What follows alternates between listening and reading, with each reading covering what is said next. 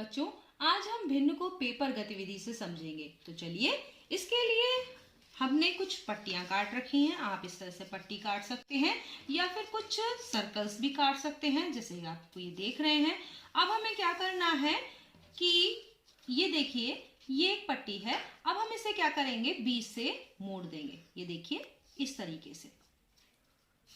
ये देखिए, बीच से हमने मोड़ दिया। अब पट्टी ये वाली कितने भागों में विभाजित हो गई? तो आप देख रहे हैं कि पट्टी दो भागों में विभाजित हो गई, एक ये हिस्सा और एक ये हिस्सा।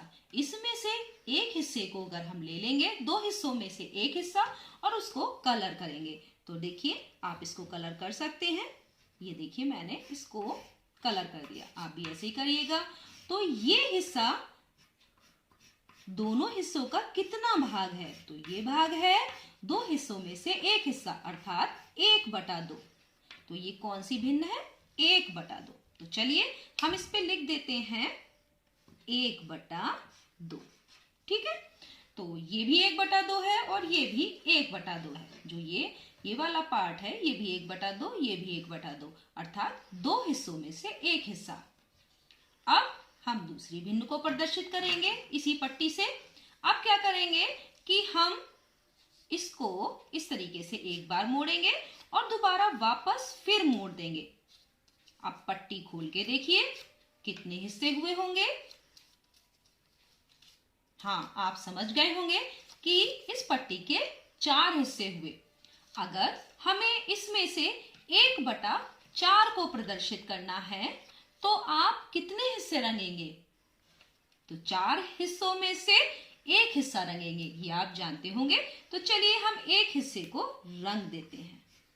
ये देखिए, हमने एक हिस्से को रंग दिया। अब हम इसे क्या लिखेंगे भिन्न रूप में? इसको लिखेंगे 4 हिस्सों में से 1, 2, 3, 4, 4 हिस्सों में से एक हिस्सा। तो इसको लिखेंगे, ये हो गया 1/4। ये देखिए, ये 1/2 है, ये 1/4। अब देखिए, अगर हम इस पेपर को 3 बराबर हिस्सों में बांट दें, जैसे कि ये हमने मोड़ दिया है, तो ये पेपर जो है वो 3 बराबर हिस्सों में बट गया। ये देखिए, आप देख रहे हैं, एक हिस्सा, दो हिस्सा और 3 हिस्सा। अब हमें इन 3 हिस्सों में से अगर एक हिस्से को लेना है तो वो क्या होगा? 3 में से एक हिस्सा, अर्थात 1/3।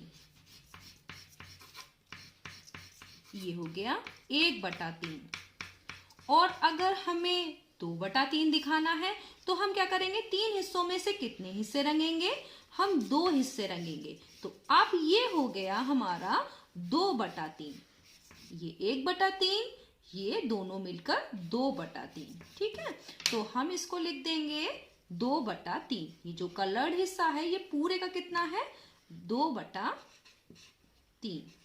ठीक, तो ये हो गया हमारा 2/3। इसी तरीके से अगर हमें 7/8 को दिखाना है तो हम क्या करेंगे? एक बार मोड़ेंगे, फिर 2 बार मोड़ेंगे और फिर एक बार और मोड़ देंगे। तो ये अब बताइए खोलने पर कितने हिस्से होंगे? तो आप देखिए खोलने पर कितने हिस्से होंगे। ये देखिए, 1, 2, 3, 4, 5, 6, 7, 8। ये 8 हिस्से हो गए। 8 हिस्सों में से हमें 7 हिस्से लेने हैं। तो हम कितना रंगेंगे? 7 हिस्से। तो हम रंगते हैं, यानी ये पहला हिस्सा, ये दूसरा हिस्सा, ये तीसरा, ये चौथा, ये 5वां और ये 6वां और ये 7वां। एक हिस्सा छोड़ देंगे, 7 हिस्से हम कलर कर देंगे। तो वो क्या बताएगा? 7/8। तो हम इस पट्टी में इस तरीके से इनको कलर कर देंगे और हम इसे भिन्न रूप में क्या लिखेंगे? 8 हिस्सों में से 7 हिस्सा, अर्थात 7/8। 7 क्या है? अंश, और 8 क्या है? हर। ये हो गया आपका 7/8। इस तरीके से आप किसी भी भिन्न को पट्टियों के द्वारा प्रदर्शित कर सकते हैं। आप इसे सर्कल रूप में भी दिखा सकते हैं। जैसे कि ये सर्कल है और आपको इसका 1/2 दिखाना है, तो आप क्या करेंगे? इसके केंद्र से इस तरीके से मोड़ दीजिए, तो ये 2 हिस्सों में बट जाएगा। ये क्या होगा? ये व्यास है इस सर्कल का, और आपका ये कितने हिस्से हो गए सर्कल के? 2 हिस्से। तो अगर हम इसके एक हिस्से को रंग देते हैं तो वो क्या हो जाएगा? 1/2, यानी 2 हिस्सों में से एक हिस्सा।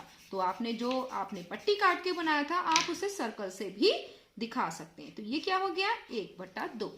तो ये पट्टी के रूप में भी हो गया आपका 1/2, और ये आप सर्कल में भी दिखा सकते हैं। इसी तरीके से आपको 1/4 दिखाना हो तो फिर आप इस तरीके से करेंगे और फिर इसको एक बार और मोड़ देंगे। ये देखिए, अब इसे खोलेंगे तो आपको कितने हिस्से नजर आएंगे? 4 हिस्से। और आपको अगर 1/4 करना है तो आप क्या करेंगे? एक हिस्से को कलर कर देंगे, ये आपका हो गया 1/4। और अगर आपको 2/4 करना है तो क्या करेंगे? तो आप 2 हिस्सों को कलर कर देंगे, तो ये हो जाएगा आपका, ये जो अगर हमने कर दिया तो ये कितना हो गया? 2/4। ये 1/4 था अगर हम एक हिस्से को कलर करते हैं, और अगर हम 2 हिस्सों को कलर कर देते हैं तो ये क्या हो गया? 2/4। तो आप इस तरीके से सर्कल से या फिर पट्टियों से भी भिन्न को प्रदर्शित कर सकते हैं। तो ये अवश्य करिएगा। धन्यवाद।